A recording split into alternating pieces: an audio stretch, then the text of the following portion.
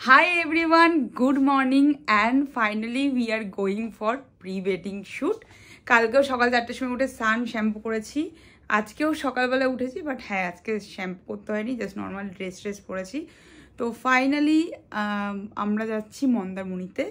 আমাদের অ্যাকচুয়ালি যাওয়ার কথা ছিল পুরুলিয়াতে, আর আমার দিদির বিয়ে এক সপ্তাহ বাকি নেই। ওর সব মানে ওই মেহেন্দি প্রিপারেশন সব কিছু যেসব ফাংশন আছে সব স্যাটারডে থেকে স্টার্ট হয়ে যাবে। তার জন্য হাতে আর গোনা 4-5 দিন মতন আছে, আর প্রচুর হেকটিক যাচ্ছে কটা দিন। একদিকে ভালো হয়েছে, এখন হেকটিক যাবে, আর আমার বিয়ের আগে মোটামুটি একটু ফাঁকা টাইম থাকবে, তো ইটস ওকে, ভালো। এবারে এখন আমাদের পুরুলিয়া যাওয়ার কথা ছিল, বাট এই হেকটিকের জন্য, এই মানে হেকটিক ডেজগুলোর জন্য, তারপরে সায়ন্তানদার 19 তারিখে একটা ইভেন্ট আছে, তো ওনার 18 তারিখে ব্যাক করতে হবে, তার জন্য আমরা সব প্ল্যান ক্যান্সেল করে ফাইনালি মন্দারমণি গেলাম। আর হ্যাঁ, আমার একটু সি বিচের ইচ্ছা ছিল, দুটো ইচ্ছা ছিল, বা দুটো অনেক টাইম থাকলে পসিবল, বাট এইটুকুনি শর্ট টাইমের মধ্যে পসিবল না। ঠিক আছে, আমার কোনো প্রবলেম নেই, মন্দারমণিতে করলে আমি খুশি। তো আমি টুবাই মানে যে গ্রুম, অবভিয়াসলি আমার মাসিরা, 2 মাসিরা, মা যাচ্ছে, বিকজ 2 মাসি হলে কি মাও একটা সঙ্গী পাবে, নাহলে মা পুরো একা পড়ে যাবে। আর ওদের 4 জন টিম যাচ্ছে। আর সিরিয়াসলি বলছি, সায়ন্তানদা না গেলে এই প্রি ওয়েডিং শ্যুটটা পসিবল না হতো। না গেলে ইন দ্য সেন্স মানে না ফোর্স করলে চলো চলো চলো এদিন চলো সেদিন চলো, পসিবল হতো না। বিকজ আমার কাছে সত্যি মানে আমি গাফিলতি করে দিতাম, এখানেই হয়তো কোথাও করে দিতাম, কিন্তু অত দূর যেতাম না। তো চলো গাইস, এখন মোটামুটি 6টা বাজতে চায়, বাইরে পুরো অন্ধকার, লাগেজ গুছিয়ে দিয়েছি, হিউজ লাগেজ হয়েছে একদিনে, তো লেটস গো।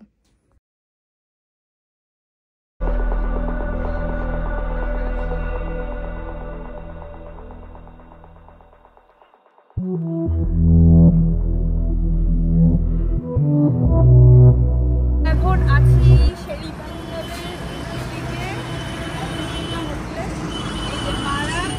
মারা শুধু চা খেতে নেমেছিল, তাই জন্য চাটা খেয়ে এখন মোটামুটি কটা বাজে, 7:30 মতো, আমরা মোটামুটি 1.5 ঘন্টার মধ্যে মন্দারমণি পড়ছি।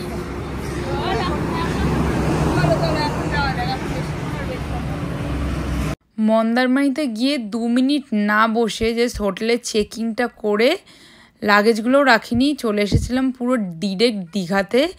এখানে পূর্বাশা বলে একটা খাবার হোটেল ছিল, যেখানে লুচি, কচুরি, ঘুগনি এসব অর্ডার দিয়েছিলাম। তারপর ওখান থেকে গেলাম ডিরেক্ট মাছ বাজারে মাছ বাজার করতে, যেটা ছিল ওল্ড দীঘাতেই গেছিলাম আমরা। পমপ্লেট, ভেটকি, চিংড়ি, মানে কাঁকড়া মাছ, আর এই কাঁকড়াগুলো খেয়েই তো সবাই অসুস্থ হয়ে যায়, জানি না কে খায়। ভেটকি, প্রচুর মাছ ছিল। দীঘাতে এসে না মাছের বাজারে ঢুকে মাছগুলো দেখতে খুব ভালো লাগে। আমরা তো গলদা চিংড়ি আর পমপ্লেট মাছ কিনেছিলাম। দীঘাতে এসেই হোটেলে রান্না করে, মানে ওই হোটেলগুলোতে রান্না করে ওখানে খাওয়ার একটা মজাই আলাদা। তারপর সব বাজার করে আমি তো আমার ব্যাক সিটে চলে গেছি। দেন ফাইনালি আমরা মন্দারমণিতে হোটেল রুমগুলো দেখার দিকে এগোচ্ছিলাম।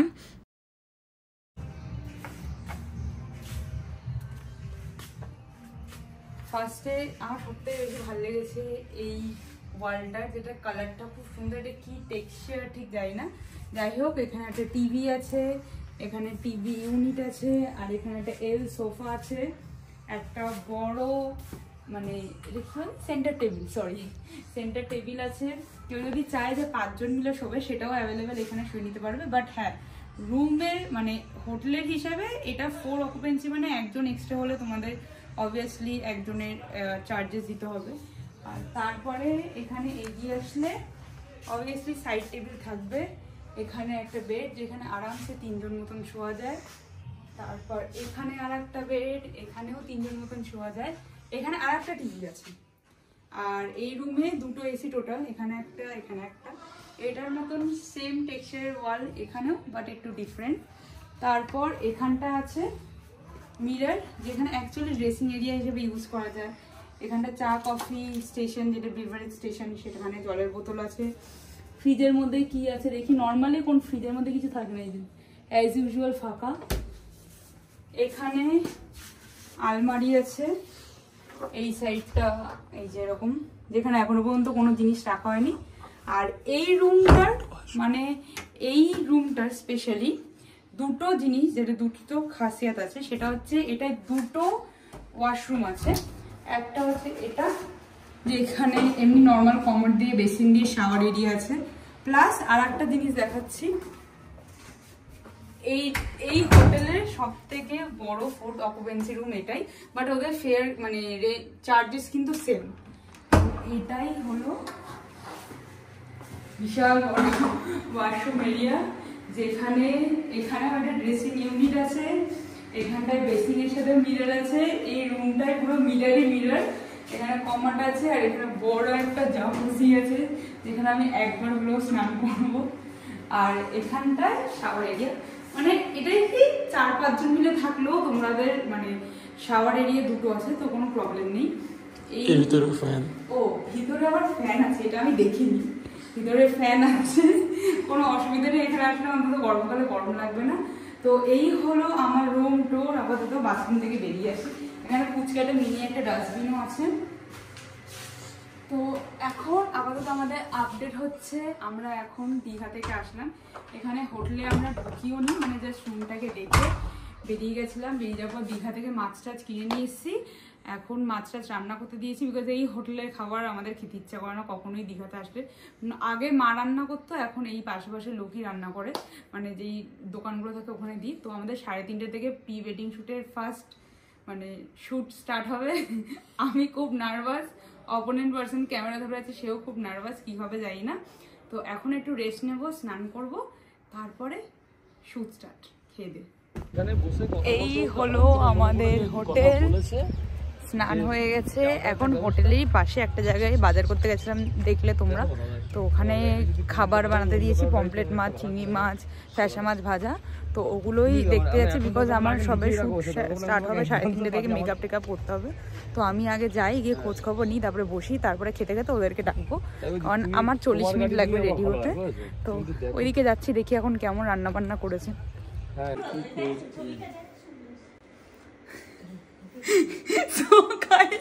ফাইনালি আমার মেকআপ হয়ে গেছে, আর আমাকে ঠিক এরকম লাগছে।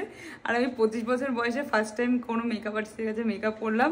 এখন ড্রেস কোড হচ্ছে এটা কোনো নর্মাল একটা মেকআপ করেছে, মানে নর্মাল তো বেসিক বলে নিউড প্যাটার্ন এরকম। তো এখন বেশি দেরি করবো না, ওরা খুব তাড়াহুড়ো করছে। এই হলো পাগলা মাল। তো এখন বেরোই। সো গাইজ, এটা হচ্ছিল আমাদের ফার্স্ট শট, যেটা ছিল একদম ক্যাজুয়াল ড্রেসে। এখানে ভিডিও দাদা মানে আকাশ দা আমাদের ভিডিও ক্যাপচার করছিল আর বোঝাচ্ছিল সিনটা, মানে সিন অ্যাকচুয়ালি না, সরি, মানে কিভাবে কেমন পোস্টটা দিতে হবে। আর সিরিয়াসলি এরকম ড্রেস করে আর মেকআপ করে আর প্রফেশনাল টিমের সাথে ওয়ার্ক করে না কেমন একটা মনে হচ্ছিলো আমি নিজেই একটা মডেল হয়ে গেছিলাম।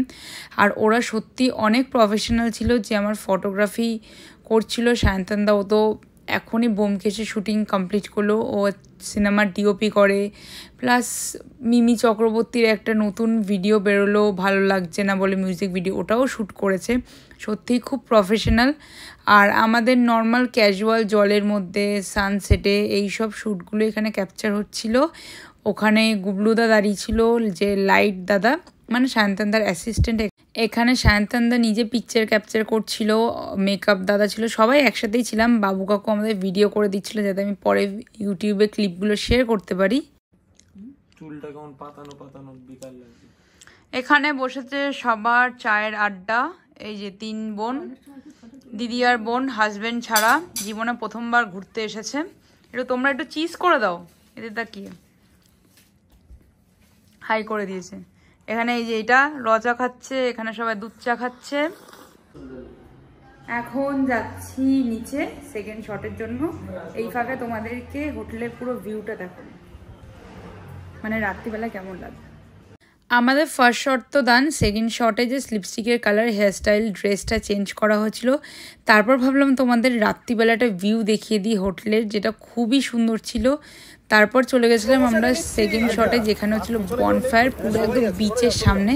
আমাদের ফটোশ্যুট করার পর সায়ন্তনদা, ভিডিও দাদা, আকাশদা সবাই মানে পিকচার ক্যাপচার করছিল।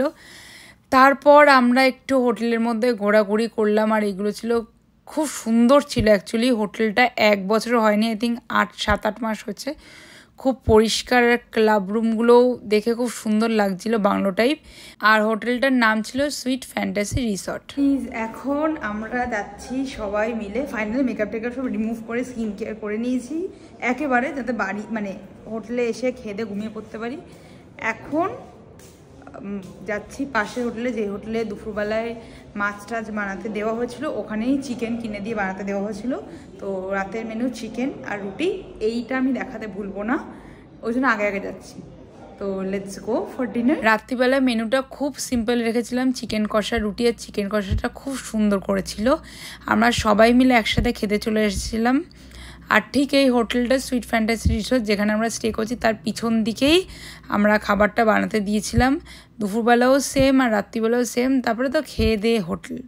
সো গাইস, বাইরে এসেছি ব্লগটা এন্ড করতে, বিকজ ভিতরে যেহেতু সবাই একসাথে একটাই রুমে, তার জন্য ওদিকে ছোটো মাসি বাবার সাথে কথা বলছে, মানে আমার বাবার সাথে ইয়ার্কি মারছে, কথা বলছে। মেজো মাসি বরের সাথে, ছেলের সাথে কথা বলছে। মা ওদিক থেকে সবার কথা শুনছে। তো তার জন্য আমি ভাবলাম বেটার কি বাইরে এসেই ব্লগটা এন্ড করবো।